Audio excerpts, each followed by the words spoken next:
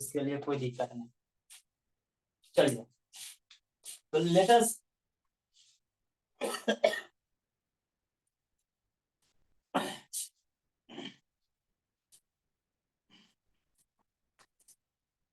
start our session with great enthusiasm guys।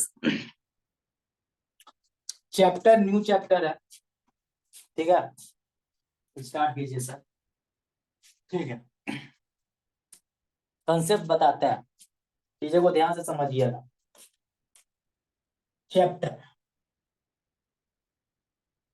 Chapter का नाम है डिफ्लेक्शन ऑफ बीम। बहुत को इसको गाइस क्या बोलता है, डिफ्लेक्शन ऑफ बीम के नाम से जानता है, ठीक है ना।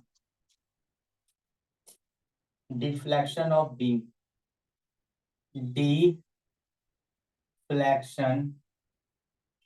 Of beam, deflection of beam, deflection of beam, या फिर गाइस स्लोप एंड डिफ्लेक्शन। हर एक स्लोप एंड डिफ्लेक्शन भी बहुत चैप्टर बोलता है, स्लोप एंड डिफ्लेक्शन, ठीक है ना। या फिर गाइस स्लोप एंड डिफ्लेक्शन।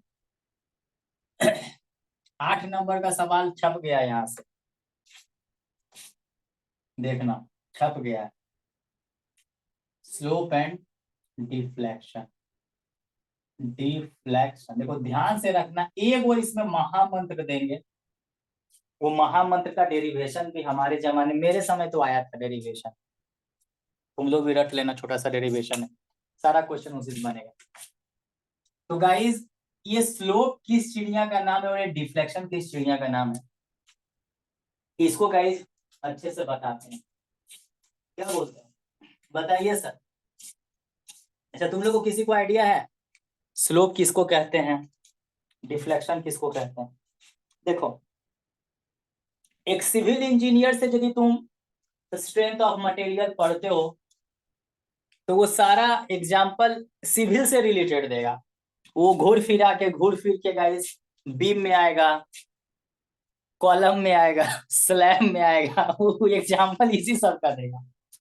तो गाइस यहाँ जो स्लोप एंड डिफ्लेक्शन है सिविल इंजीनियरिंग का, एक ही वो कंपोनेंट में काम करेगा और वो है बीम, वो है बीम। और बीम नाम का चिड़िया तुम लोग के लिए अनजान नहीं है, क्योंकि तुम उस चिड़िया से बहुत अच्छे से क्या हो, परिचित हो। You are well known familiar with the component beam. हम पूछेगा बीम किसे कहता है, हम पूछेगा तुम लोग से बीम किसे कहते हैं, बीम से तुम क्या समझते हो, तो तुम क्या बोलेगा, तुम क्या बोलेगा, हाँ क्या बोलेगा तुम बोलेगा, बोलो बीम किसे बोलते हैं, अरे बोलो, कुछ नहीं। ये डेफिनेशन लिखते लिखते लिखते लिखते एक जमाना हो गया, आज तक ही डेफिनेशन रखना। It may be defined as the horizontal member, it may be defined as the सुता हुआ मेंबर है, it may be defined as the, it may be defined as the, it may be defined as दी।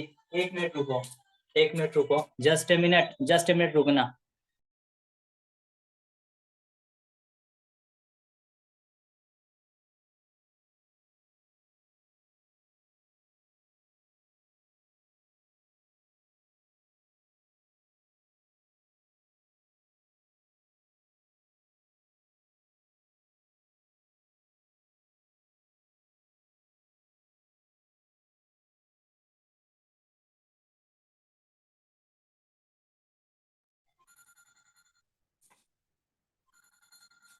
हम तबाह हो जाएगा। Hello, हाँ बोलो।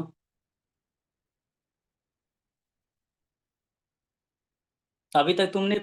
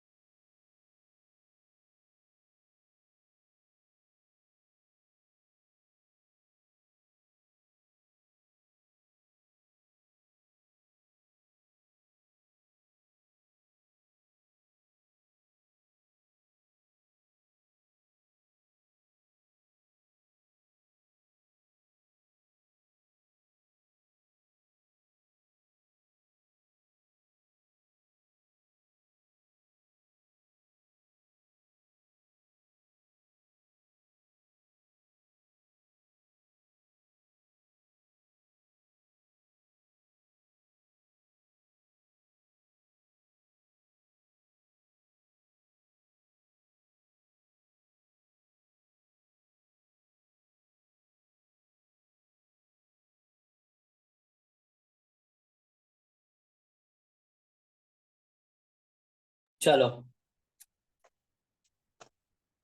देखो गाइस, अब चीजें को ध्यान से समझो कि बीम क्या होता है। It may be defined as the it may be defined as the it may be defined as the defined as the it may be defined as the horizontal horizontal structural member horizontal horizontal structural member horizontal structural member horizontal structural member horizontal structural member. It may be defined as the horizontal structural member. It may be defined as the horizontal structural member. कितना मस्त line है ना, horizontal हम पहले रट लेते थे, horizontal मतलब समझ में आना चाहिए। Subjected to subjected to subjected to number of loading subjected to number of loading subjected to number of loading subjected to number of loading subjected to number of loading. It may be defined as the horizontal structural member subjected to it may be defined as the horizontal structural member subjected to number of loading subjected to number of loading transverse transverse transverse. It may be defined as the horizontal, a structural member subjected to number of loading transverse to its longitudinal axis. To its एक ही definition बार बार, कोई भी semester से यदि तुम beam का definition लिखोगे तो दीपक sir यही डेफिनेशन लिखता है, मैंने इसको निजात किया। टू इट्स लॉन्गिट्यूडनल एक्सिस, है ना। आप देखो ये अंदर समझो क्या बोला भाई कि ये हॉरिजॉन्टल लेटा हुआ मेंबर है। देखो it may be define as the horizontal structural member. देखो इस तरीके से, ये गाइज इस तरीके से और इसमें गाइज वेराइटी ऑफ लोडिंग लग सकता है। देखो ये सीधा वाला, ये गाइज इसका गाइज लॉन्गिट्यूडनल एक्सिस हो गया, ये गाइज इसका लॉन्गिट्यूडनल एक्सिस हो गया। This is guys longitudinal axis. ये गाइज इसके क्या हो गया, लॉन्गिट्यूडनल एक्सिस, लॉन्गिट्यूडनल एक्सिस। ये गाइज इसके लॉन्गिट्यूडनल एक्सिस हो गया, ये गाइज इसके लॉन्गिट्यूडनल एक्सिस हो गया, ये गाइज इसके लॉन्गिट्यूडनल एक्सिस हो गया। तो बोल रहा है कि यहाँ पे बोल रहा है कि यहाँ पे जो लोड लगेगा, वेराइटी ऑफ लोड लग सकता है इसमें। अब मान लो कोई सपोर्ट भी दे दो गाइज, यहाँ पे एक सपोर्ट दे देते हैं हिंज सपोर्ट, यहाँ पे गाइज एक हिंज सपोर्ट दे देते हैं और यहाँ पे गाइज एक रोलर सपोर्ट दे देते हैं। अब गाइज इसमें वेराइटी ऑफ लोड लगेगा, 8 नंबर का बात है। देखो ये मान लीजिए कुछ यूडियल लोड लग रहा है, कुछ पॉइंट लोड लग रहा है, कुछ इंक्लाइंड लोड लग रहा है, कुछ गाइज यूवियल लोड लग रहा है, बहुत तरीके का लोड लगेगा। क्या तो ये लोड क्या कराने की कोशिश करेगा, ये लोड बीम को बेंड कराने की कोशिश करेगा। ये गाइज बीम को क्या कराने की कोशिश करेगा, बेंड। ये गाइज क्या कराने का करेगा, बेंड कराने की कोशिश करेगा। ये क्या करेगा गाइज, बीम को बेंड कराने की कोशिश करेगा, बीम को बेंड कराने की कोशिश करेगा। ये गाइज बीम को बेंड कराने की कोशिश करेगा, ये गाइज बीम को बेंड कराने की कोशिश करेगा। देखो अब लोड लगा तो बीम बेंड हो गया, बीम क्या हो गया, बेंड। तो शुरुआत में पोजीशन बीम की क्या थी ये थी, शुरुआत में बीम की पोजीशन क्या थी जी, ये थी। और बीम में लोड लगा तो बीम बेंड कर गया, तो डिफ्लेक्ट कर गया। तो ये देखो इस तरह से अपना एक्चुअल पोजीशन से गाइस डेविएट किया है। अब इसकी लॉन्गिट्यूडनल एक्सिस कहाँ आ गई, इधर से गाइस इस तरीके से। अब इसकी लॉन्गिट्यूडनल एक्सिस की बात करोगे तो ऐसे ऐसे ऐसे ऐसे इस तरीके से इसका लॉन्गिट्यूडनल एक्सिस आ गया। अब देखो बीम गाइस इतना क्या हो गया, डेविएट कर चुका है, अपने ओरिजिनल पाथ से क्या हो गया, डेविएट कर चुका है। This is called deflection. Deflection को हम लोग वाई से दिखाते हैं, डिफ्लेक्शन को किसको दिखाते हैं गाइस, वाई से, है ना। डिफ्लेक्शन को वाई से दिखाते हैं कि देखो इसका एक्चुअल पोजीशन ये था या फिर स्ट्रेट था, लेकिन जब लोड आया तो गाइस बेंड कर गया। तो देखो इसका और इसका डिफरेंस आ गया, this is called deflection. Before क्या था, बेंडिंग के बिफोर, और आफ्टर द बेंडिंग जो वर्टिकल डिस्टेंस होता है उसी को गाइस डिफ्लेक्शन बोलते हैं, समझा। अब गाइस इस पर इनफिनाइट पॉइंट होगा, यहाँ यहाँ यहाँ बहुत सारा पॉइंट, यहाँ इस तरीके से। तो गाइस कहीं पे भी तुमको स्लोप निकालना है, इस पॉइंट पे स्लोप निकालना है, तो बस यहाँ पे क्या कीजिए, टेंजेंट खींच दीजिए। इस जगह पे निकालना है तो गाइस टेंजेंट खींच दीजिए, और इसके पैरेलल, ये जो ब्लू वाला है ना, इसके पैरेलल में गाइस यहाँ पे एक लाइन खींच दो, फिर इसके पैरेलल में गाइस एक लाइन खींच दो इस तरीके से। तो ये जो एंगल होगा, दिस एंगल या फिर this angle, this is called theta, and this theta is called slope, इसको गाइस स्लोप बोलते हैं। और this y is called deflection, this called deflection. यानी कि गाइस बीम पर ये हुआ गाइस इलास्टिक डिफॉर्मेशन, क्योंकि गाइस हम तुमको बताए हैं ना, स्ट्रेंथ ऑफ मटेरियल कैसे बॉडी को डील करता है, किस तरह के बॉडी को डील करता है, इलास्टिक बॉडी को। लोड हटेगा, पुनः अपना शेप एंड साइज को रिगेन कर लेगा, पुनः अपने शेप एंड साइज को क्या करेगा गाइस, पुनः अपने शेप एंड साइज को क्या करेगा, रिगेन कर लेगा, रिगेन कर लेगा। तो मेरा कहने का मतलब है डिफ्लेक्शन किसको कहते हैं सर, जो वर्टिकल डिफॉर्मेशन है, the vertical deformation takes place in the beam before and after the bending, that is known as deflection, है ना guys. The vertical deformation takes place in the beam, the vertical deformation takes place in the beam before and after the bending, before and after the bending, that is called deflection, है ना guys. Short में तो यही लिख सकते हो ना guys, क्या लिख सकते हो, y डिफ्लेक्शन है गाइस, y से डिनोट करते हैं। the vertical deformation, the vertical deformation, the vertical deformation takes place in the beam, takes place in the beam, takes place in the beam, takes place in the beam before and after bending, before and after bending, before and after bending, before and after bending, before and after bending is known as, is known as, is known as, is known as guys deflection, is known as guys deflection। उसको guys हम लोग क्या बोलते हैं, deflection. The vertical deformation, the vertical deformation takes place in the beam before and after bending. देखो before bending, after bending, जो vertical deformation है that is called deflection. समझ में आया कि नहीं आया? कुछ समझ में आया? नहीं भी समझ में आएगा तो क्या कर सकते हैं गाइस, आगे बढ़ सकते हैं। अब गाइस सुनो ध्यान से, अब ये जो बीम डिफ्लेक्ट हो गया, अब इसमें guys infinite number of point हो सकता है ना।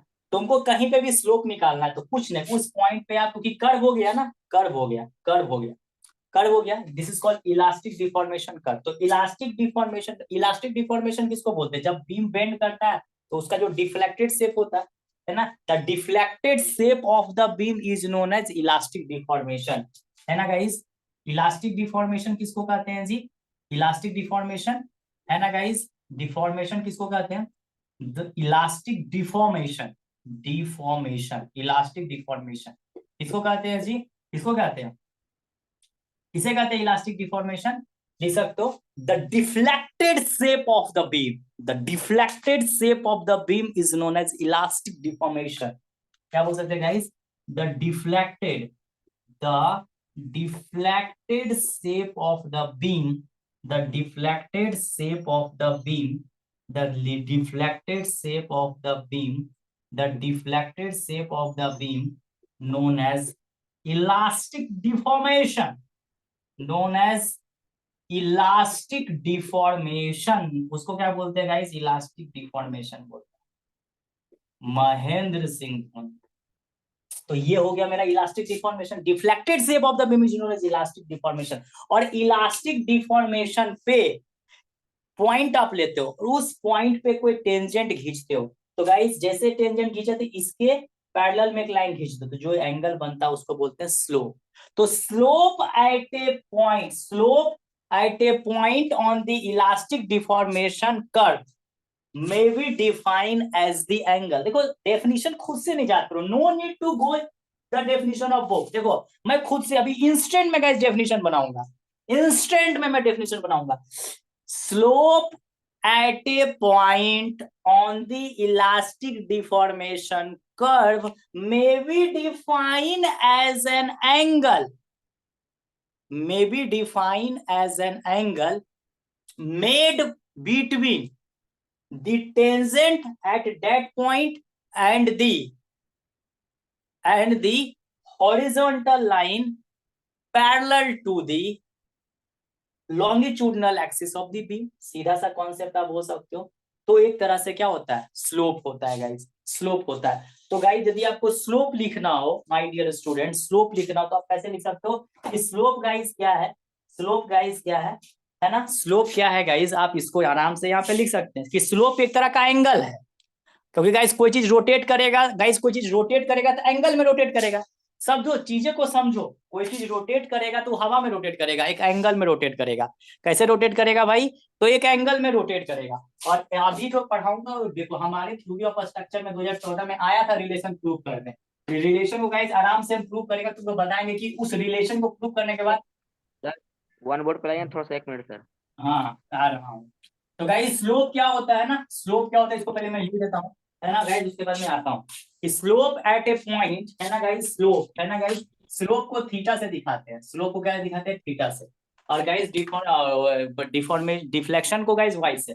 तो गाइस आप लिख सकते हो slope at a point, slope at a point on the elastic deformation curve, on the elastic deformation curve, elastic deformation curve, elastic deformation curve, elastic deformation curve, elastic deformation curve, slope at a point on the elastic deformation curve, slope at a point on the elastic deformation curve may be defined as the, may be defined as the, may be defined as the, may be defined as the angle, defined as the angle, angle made by the tangent, made by the tangent, made by the tangent, made by the tangent, made by the tangent, है ना, made by the tangent, made by the tangent to that point, to that point, to that point, है ना, made by the tangent to that point with respect to, with respect to, with respect to the longitudinal axis of the beam, longitudinal axis of the beam। देखो कितना मस्त definition लिख दिया, कितना मस्त definition लिख दिया गाइस, है ना। Slope at a point on the elastic deformation curve may be defined as the, may be defined as the angle made by the tangent to that point with respect to the longitudinal axis of the beam। guys देखिए यहाँ पे concept को समझो, देखो यहाँ पे concept को समझो, देखो यहाँ पे गाइस कॉन्सेप्ट को समझो। ये जो था बीम, ये अब इलास्टिक डिफॉर्मेशन जो हुआ उसी को गाइस हम लोग क्या बोलते हैं, जो डिफ्लेक्टेड शेप रहता है बीम का उसको इलास्टिक डिफॉर्मेशन कहते हैं। उस इलास्टिक डिफॉर्मेशन कर्व में कोई पॉइंट लिए और वहां से टेंजेंट ड्रॉ किया और एक हॉरिजॉन्टल लाइन ड्रॉ कर दी, जो एंगल बनता है वही गाइस मेरा क्या होता है, क्या होता है गाइस, स्लोप होता है। ठीक है ना। देखो अब इसी को गाइस थोड़ा सा 3D में दिखाया, अब इसी को गाइस लाइन डायग्राम से दिखाओगे तो और अच्छा रहेगा, लाइन डायग्राम से गाइस और दिखाओगे तो अच्छा रहेगा, और गाइस क्या रहेगा, अच्छा रहेगा। देखो ध्यान से समझो, देखो ध्यान से समझो, ये गाइस मेरा बीम है, ये गाइस मेरा बीम है। देखो इस तरह से मान लो simply supported beam, this is guys my simply supported beam, this is guys my simply supported, ये गाइस मेरा सिंपली सपोर्टेड बीम।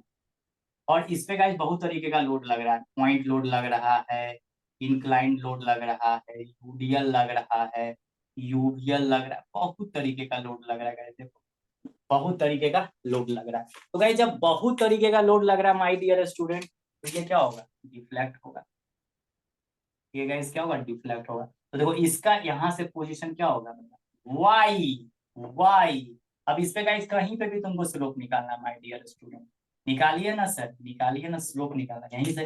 तो टेंजेंट ड्रॉ कर दो, ऐसे ऐसे ऐसे, और पैरेलल खींच दो इसके, इसके पैरेलल। तो यहाँ पे पैरेलल आइए, तो ये theta, this is guys theta 1 हो जाएगा, दिस इज गाइस थीटा 2, ये गाइस, हाँ इस तरीके से बहुत आएगा। डिफ्लेक्शन का भी वैल्यू गाइस ये y1 होगा, तो यहाँ कुछ कम डिफ्लेक्शन हो रहा है तो y2 हो जाएगा, ये गाइस मेरा y3। इस तरह से करके गाइस बहुत सारा डिफ्लेक्शन होगा, ठीक है ना। सर कहाँ लोड और और ये वर्टिकल लोड में क्या अंतर है सर? क्या बोला? लॉन्गिट्यूडनल लोड जो पॉइंट लोड लग रहा है सर। हाँ, पॉइंट लोड लग रहा है और इंक्लाइन लोड लग रहा है। बोलो, तो यूडियल दोनों लग में रहा है, अंतर क्या है यूडियल। सर? इंक्लाइन लोड मतलब एक सर्टेन एंगल पे लग रहा है ना। यहाँ पे एक सर्टेन है, इसको तुमको डिफॉर्म करना है, इसको दो भाग में तोड़ना पड़ता है। यहाँ मान लो गाइस W किलो न्यूटन लग रहा है, तो इस तरह से तुमको अंदर की ओर ये गाइस तुमको तोड़ना पड़ेगा। ये हो जाएगा तुम्हारा W साइन थीटा, और ये हो जाएगा तुम्हारा W cos theta.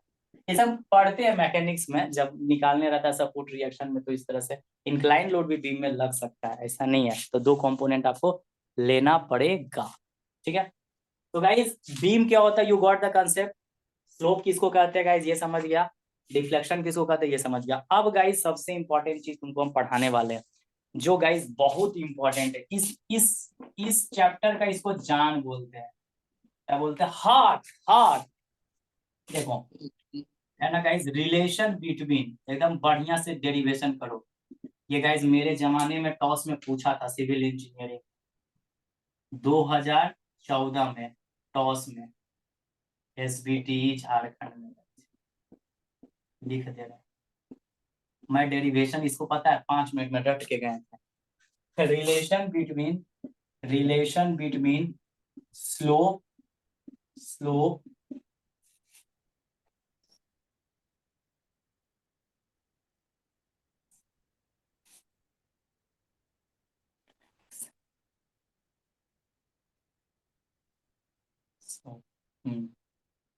E/d2y/dx²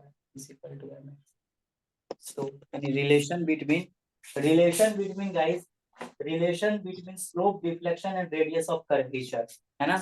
relation between slope, deflection, deflection and radius of curvature बहुत इंपॉर्टेंट है।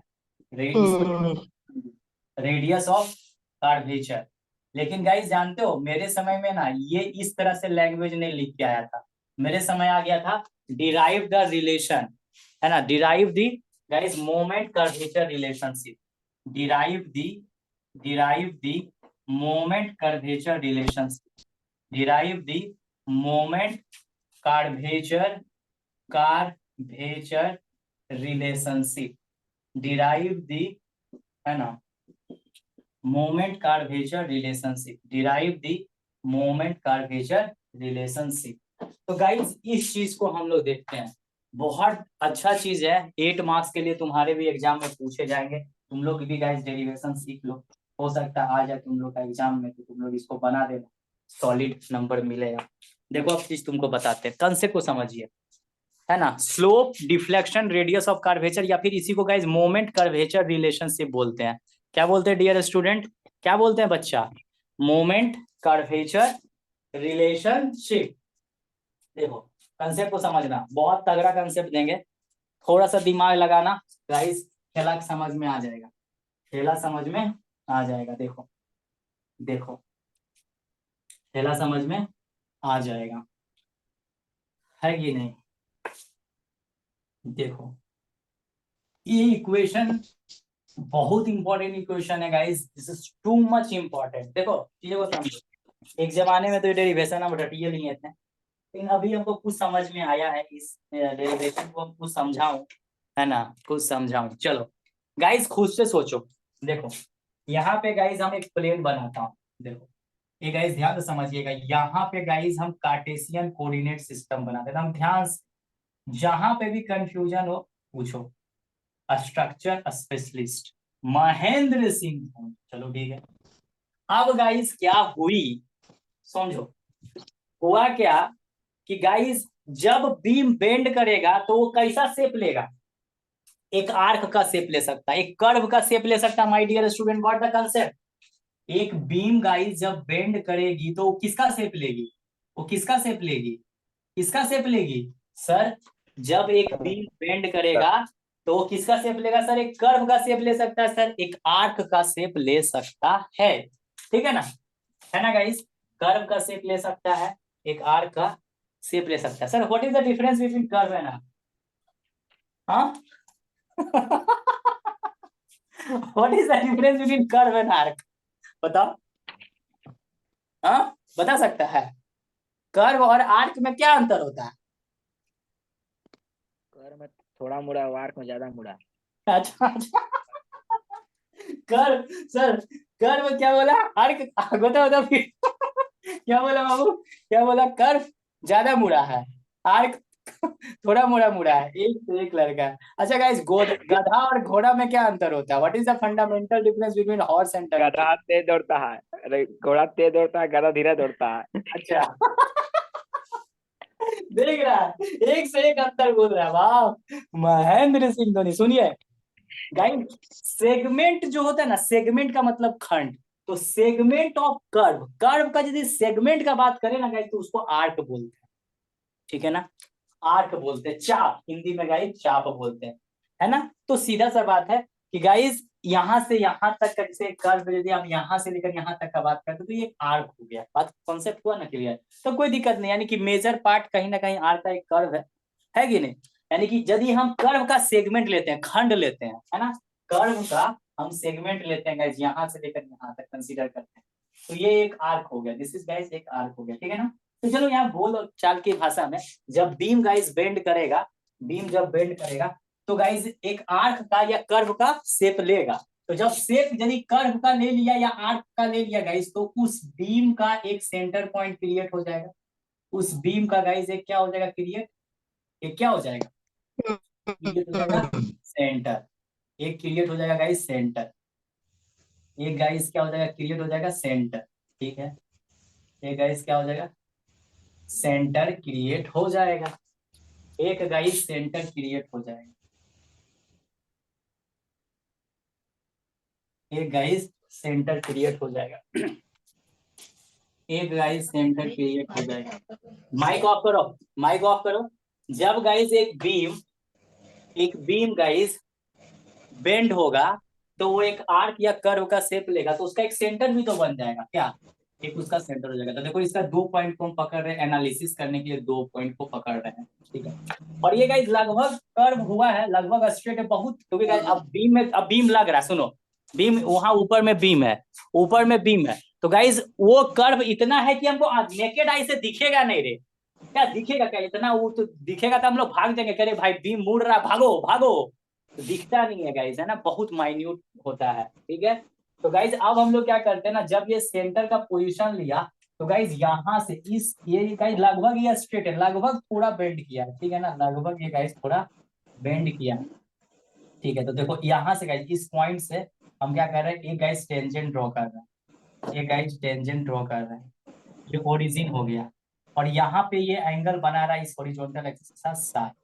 और यहाँ से भी गाइस इस पॉइंट से गाइस हमने क्या किया, ये माइक ऑफ करो, एक एंगल कुछ ज्यादा होगा, इससे कुछ ज्यादा एंगल बनाएगा, तो साई प्लस डी साई लिखना, है ना? क्या क्या बोले? माइक ऑफ कीजिए, माइक ऑफ कीजिए और चीजें को ध्यान से समझिए। माइक ऑफ कीजिए, करो, माइक ऑफ करो।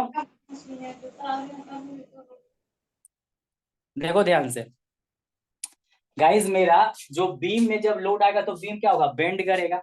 तो जब बेंड करेगा गाइस, तो उसका 2 पॉइंट हमने ले लिया, है ना, 2 पॉइंट ले लिया guys. I have consider 2 points. ठीक है? और उस दोनों पॉइंट से गाइस हमने एक टेंजेंट ड्रॉ कर दिया। ये लगभग गाइस स्ट्रेट है, लगभग स्ट्रेट।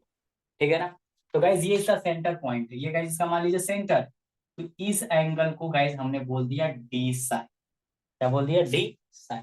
अब सुनो, यदि ये साई है गाइस, तो यहाँ पे अब इस पॉइंट पे गाइस हम लोग क्या करते हैं, क्या करते हैं गाइस, ये दोनों को जोड़ देते हैं। 2 पॉइंट पे हम लोग एनालिसिस कर रहे हैं। ठीक है ना? ये मेरा बीम था, बीम तो गाइस बहुत होगा, लेकिन ये इतना ही पोर्शन को हम एनालिसिस कर रहे हैं। We are analysing this part of the beam, है ना, बीम बेंड हुआ, इतना पार्ट को एनालिसिस कर रहे हैं। तो गाइस अब गाइस क्या हुआ, ये जो डिस्टेंस है, ये डिस्टेंस गाइस यहाँ से यहाँ तक हम dx बोल दिए, स्मॉल डिस्टेंस। और ये गाइस जो वर्टिकल डिस्टेंस है, इसको गाइस हमने क्या बोल दिया? dy। I have tell this as dy। ठीक है? और गाइस देखो, जब कोई लाइन ऐसे रहता है ना, और ये, तो गाइस एक अंदर का और एक बाहर का, तो गाइस तुम बोले सर ये पगला है क्या, ये आपका स्ट्रेट थोड़ा है सर, ये तो सीधा। अरे भाई लगभग स्ट्रेट है, लगभग मोर और लेस गाइस स्ट्रेट है। तो दो स्ट्रेट है, उसको एक गाइस ऐसे काटेगा, इसे ट्रांसवर्सल, तो ये एंगल इसके बराबर होगा। तो ये एंगल कितना हो जाएगा? ये एंगल साई हो जाएगा। अल्टरनेट एंगल समझ में आया? तो सर ये आप पागल है क्या, ये स्ट्रेट नहीं दिख रहा है, ये लगभग स्ट्रेट है, इसके पैरेलल है, ऐसा मान के चलना। ये गाइस लगभग इसके स्ट्रेट मैच कर रहा है, साई। साई। तो गाइज एक चीज हमको बताओ, एक चीज हमको बताओ, एक चीज हमको बताओ, यहां से गाइज देखो ध्यान से समझो। Guys theta is equal to, एक बचपन में तुम लोग रिलेशन पढ़ा होगा, theta radian is equal to l by r. और गाइस जो ये कर्व का जो लेंथ है ना, ये जो लेंथ है, ये लेंथ को गाइस लगभग हम मान लेते हैं ds। क्या मान लेते हैं गाइस? ds। ये जो कर्व वाला लेंथ है, ये पॉइंट गाइस मान लीजिए, पॉइंट भी मान सकते हैं A, and this point is guys B. ठीक है, ये तो उस हिसाब से गाइस यहाँ पे क्या हो गया? डी साई हो गया, डी गाइस साई एल का वैल्यू ds हो गया। और ये गाइस मेरा रेडियस ऑफ कर्वेचर को गाइस तुम आर बोल सकते हो, आर हो गया मेरा रेडियस ऑफ कर्वेचर। तो ये गाइस मेरा आर हो गया, ये गाइस मेरा आर हो गया, है ना गाइस? ये मेरा आर हो गया, ठीक है ना? ये गाइस मेरा आर हो गया। बोलो, यहां तक किसी को समझने में दिक्कत है तो बोलो। यहां तक गाइस किसी को समझने में यदि समस्या है, if anyone facing any type of problem guys ask me. यदि यहाँ तक किसी को समस्या है तो बोलो, समस्या है तो बोलो। नहीं सर यहाँ तक तो कोई दिक्कत नहीं। अब आर से गाइज हम गुना करते हैं, आर से गाइज गुना करते हैं, डी साई डी एस, है ना गाइज? तो यहाँ से आर इज इक्वल टू आता है डी एस बटा डी साई, डी एस बटा डी साई। और इसी का गाइज हम लोग रेसिप्रोकल ले लेते हैं, तो 1/r is equal to d psi by d s, d psi by d s हो गया। कोई दिक्कत? कोई दिक्कत? बोलो। नो सर, यहाँ तक कोई दिक्कत नहीं। गाइस फॉर स्मॉल लेंथ ये ds, क्योंकि गाइस यदि ये बहुत छोटा है, बहुत छोटा कर्व है, तो गाइस इसका ये डिस्टेंस कर्व वाला और ये गाइस हॉरिजॉन्टल डिस्टेंस बराबर होगा। है मैं राइट और रॉन्ग? यदि गाइस कर्व बहुत छोटा है तो ये इसका जो कर्व का लेंथ है और ये जो गाइस इसका हॉरिजॉन्टल डिस्टेंस है, दोनों आपस में क्या होगा? लगभग बराबर होगा। थोड़े वेरी स्मॉल लेंथ, थोड़े वेरी स्मॉल लेंथ, क्योंकि गाइस ये तो हॉरिजॉन्टल डिस्टेंस हो गया, इसका इसका ये हॉरिजॉन्टल डिस्टेंस, इसका ये, इस कर्व का हॉरिजॉन्टल डिस्टेंस ये हुआ, इस कर्व का वर्टिकल डिस्टेंस ये हुआ, dy हुआ। एम आई राइट और रॉन्ग? ये जो कर्व है ना, कर्व पोर्शन जो आ रहा है, इसका हॉरिजॉन्टल डिस्टेंस dx और वर्टिकल डिस्टेंस dy। तो for a small guys small distance, for a guys small length, for a guys very small length, for a guys very small length, ds जो length of the curve है वो guys horizontal length के बराबर हो जाएगा, dx के बराबर हो जाएगा। तो यहाँ से guys equation 1/r is equal to d psi by d x हो सकता है। इस समीकरण का कुछ नाम दे दो, इस समीकरण का नाम हम दे दिए इक्वेशन नंबर 1। Equation number 1। यहाँ तक गाइस किसी को समझने में प्रॉब्लम है तो बोलो। यहाँ तक गाइस किसी को समझने में प्रॉब्लम है तो बोलो कि कैसे कैसे किया। ये रिलेशन पता था, बस उस रिलेशन से किया, रेसिप्रोकल करनी है। स्मॉल लेंथ पे गाइस कर्व लेंथ और हॉरिजॉन्टल लेंथ बराबर होगा। ये गाइस dx क्या है? dx is a horizontal length for ds, curve length, यानी जो कर्व लेंथ ds है उसका हॉरिजॉन्टल डिस्टेंस dx हुआ, और dy वर्टिकल लेंथ हुआ गाइस किसका? कर्व लेंथ ds का। समझ में आया my dear student? My dear d student, psi मतलब सर स्मॉल डिफ्लेक्शन ना? हाँ स्मॉल डिफ्लेक्शन मतलब कितना का डिफ्लेक्शन हो रहा है, स्मॉल डिफ्लेक्शन। ऑब्वियस बात है, डी लगा हुआ है तो स्मॉल डिफ्लेक्शन ही है गाइस, स्मॉल सेंट्रल एंगल जो यहाँ पे बन रहा है। ठीक है ना my dear student, got the concept? अब गाइस यहाँ पे हम यदि तुमको पूछेंगे, उसके बाद लिखते हैं, यहाँ के बाद गाइस लिखते हैं टेन साई का वैल्यू बोलो। Ten psi, ten Sai guys क्या हो जाएगा? dy बाई dx हो जाएगा, क्योंकि पी बाई बी होता है, dy dx हो जाएगा। तो guys for a very small angle, है ना guys, for a very small angle, for a very small angle, tan तुम लोग गाइस पढ़ा होगा किसमें? ज्योमेट्री में। Tan psi, tan theta, theta के बराबर होता है। तो psi is equal to guys क्या हो गया? dy by dx। इसको गाइस एक बार डिफरेंशिएट कर दो, differentiating the above with respect to x। तो गाइस क्या हो जाएगा? D psi by d x बन जाएगा, और ये d2y by d x square हो जाएगा। आ जाएगा गाइस, आ जाए बोर्ड नंबर 2 में। फिर से समझा देंगे, नहीं समझ में आएगा। आ जाए, बोलो आ जाए, बोलो ना रे बच्चा, आ जाए, बोल तो ना जरा, बोलिए।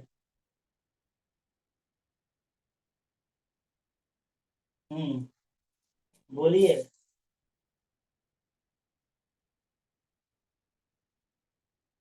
चलो चलो, अब इसको गाइस डिफरेंशिएट कर दीजिए।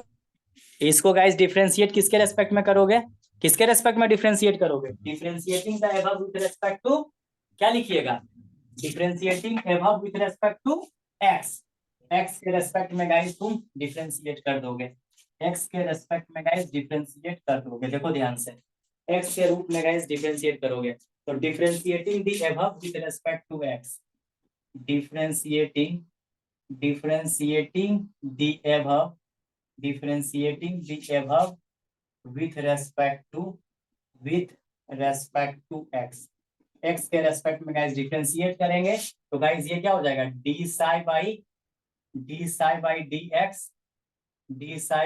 एक्स, और ये guys d y by d x, और ये गाइस मेरा d y by d x हो गया। तो यहाँ से गाइस क्या हो गया, d psi by d x is equal to d two y by d x square. अब गाइस इक्वेशन 1 और इक्वेशन 2 को देखो, तो गाइस दोनों में guys d y d psi by d x आ रहा है, तो फ्रॉम इक्वेशन 1 एंड 2 से क्या लिख सकते हो, फ्रॉम गाइस इक्वेशन 1 एंड 2 से हम लोग क्या लिख सकते हैं, वी गेट, हम लोग क्या लिख सकते हैं गाइस, क्या लिख सकते हैं, लिख सकते हैं sir 1 by r is equal to d two y by d x square, लिख सकते हैं, लिख सकते हैं कि नहीं लिख सकते हैं, लिख सकते हैं सर, लिख सकते हैं गाइस, लिख सकते हैं।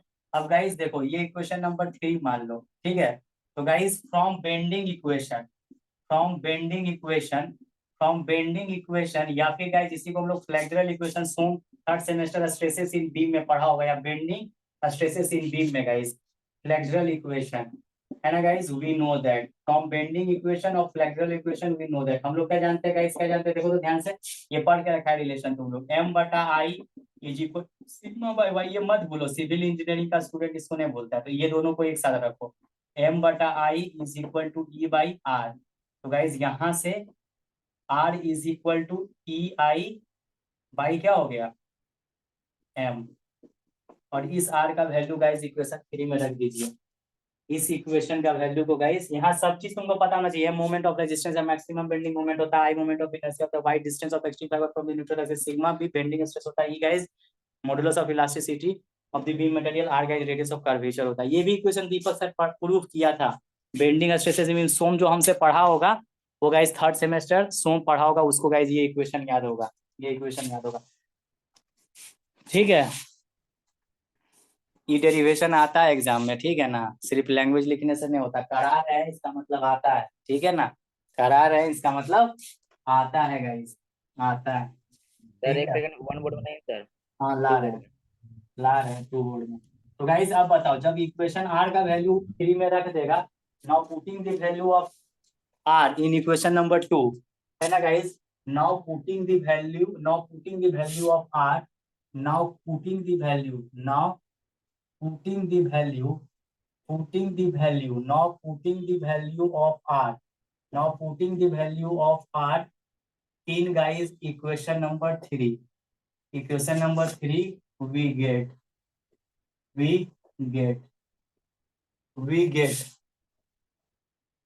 get guys 1 by r is equal to d2y by dx square, रखो रे यहाँ पे रखो, r का वैल्यू क्या होगा, क्या होगा, e by m is equal to d two y by d x square, ये m ऊपर चल गया बाबू, और ये आ गया ई आई, बहुत इंपॉर्टेंट, देखो सारा इक्वेशन, ये सारा फॉर्मूला पे देखना यही वाला पे बनेगा, m is equal to guys E I d two y by d x square, most important relation है भाई, E I d two y by d x square is equal to M, इसी को बोलते हैं मूवमेंट कर्वेचर, क्योंकि ये curvature को represent करता है, यदि तुम लोग guys second semester engineering mathematics पढ़ा होगा, वहां पे कर्वेचर का इक्वेशन पढ़ना रहता है ना, d two I by E guys, E I को बोलते हैं फ्लेक्सुरल रिजिडिटी, थर्ड सेमेस्टर सो में पढ़ा होगा, बहुत important relation, E I d two I by d x square is equal to M x, यहाँ पे गाइस एम एक्स सेक्शन हम लोग कट करता है, जब हम क्वेश्चन बनाएंगे ना